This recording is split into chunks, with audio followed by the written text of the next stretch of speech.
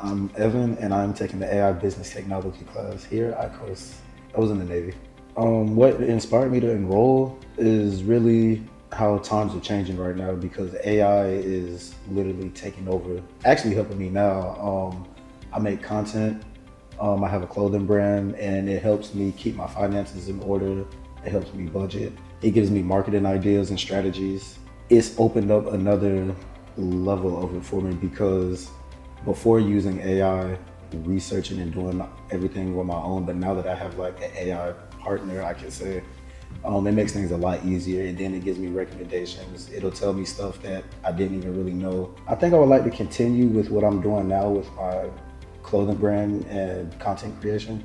Just adding AI just gives me something under my belt that'll help me like get to where I want to go.